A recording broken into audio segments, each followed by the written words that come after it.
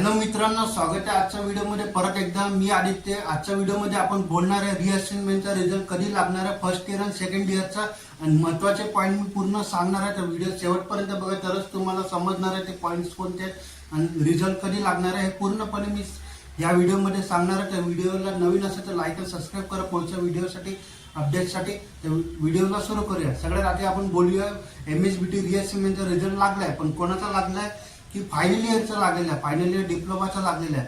पहिले लवकर 21 तारीख दिली होती, पण लवकर लावलं MSBT थोडं लवकर लावलं, ही चांगली गोष्ट. पण तो फायनल इयरचा लागलाय. आता राहिले कोण, फर्स्ट इयर आणि सेकंड इयरचा कधी लागणार आहे, खूप लोकांमध्ये हा प्रश्न होता.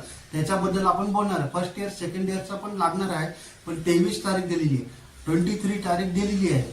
आता कसं आहे, 23 तारीख दिलेली आहे हे तर आहे, पण प्रॉब्लेम कसं आहे, MSBT थोडी लवकर पण लावू शकते तुमचा रिझल्ट, कारण मागचा रिझल्ट फायनल इयरचा लवकर लावलाय. आज येऊ शकते किंवा उद्या पण येऊ शकते. रिझल्ट आल्यावर मी तुम्हाला कळवणारच आहे. आणि दुसरा पॉईंट म्हणजे महत्वाचा पॉईंट मला हेच सांगायचं आहे, तुम्ही जो पेपर लिहिलेला आहे पूर्णपणे ऐका. तुम्ही जो पेपर लिहिला असेल पूर्ण पेपर लिहिला आहे, तर तुम्हाला काळजी करायची गरज नाहीये. तुमचा पूर्ण पेपर असा पुरा चेक होणार आहे. नीट प्रमाणे तुम्ही पेपर लिहिला असेल तर तुम्हाला पूर्ण मार्क्स भेटू शकते आणि चेंज म्हणून लिहून येऊ शकते. म्हणजे मार्कशीटमध्ये तुमचं चेंज लिहून येऊ शकते. जर तुम्ही पेपर लिहिला तर काळजी करायची गरज नाहीये, टेन्शन घ्यायची गरज नाहीये. मी तुम्हाला सांगेलच, पेपर लिहिला असेल तर टेन्शन घ्यायची गरज नाही. दुसरा म्हणजे महत्वाचं, जो फर्स्ट इयर आणि सेकंड इयरचा रिझल्ट आहे तो तुम्हाला कधी पण भेटू शकते. तर अपडेटमध्ये राहा, मी तुम्हाला कळवणारच आहे. तुम्हाला समजलं असेल या व्हिडिओमध्ये. हेच महत्वाचे 2 पॉईंट आहेत. MSBTचा रिझल्ट आला रिअसेसमेंटचा, तर मग मी तुम्हाला कळवणारच पुढच्या व्हिडिओमध्ये. तर टेन्शन घ्यायची गरज नाही. तुम्ही भरभरून पेपर लिहिला असेल तर मार्क्स वाढू शकते तुमचे, कारण की पेपर लिहिला असेल तरच तुमचे मार्क्स वाढणार आहे.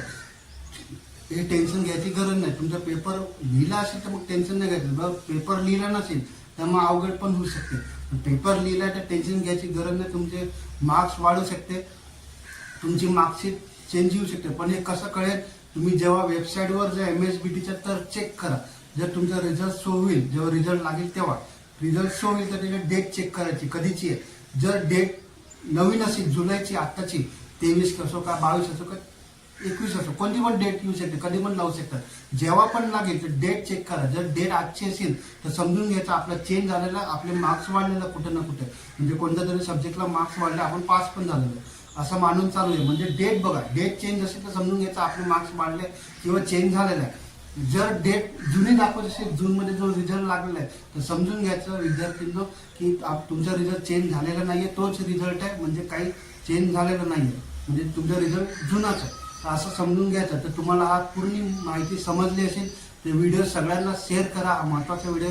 तर पुढच्या व्हिडिओसाठी लाईक आणि सबस्क्राईब करा. चला भेटूया पुढच्या व्हिडिओला. तोपर्यंत बाय.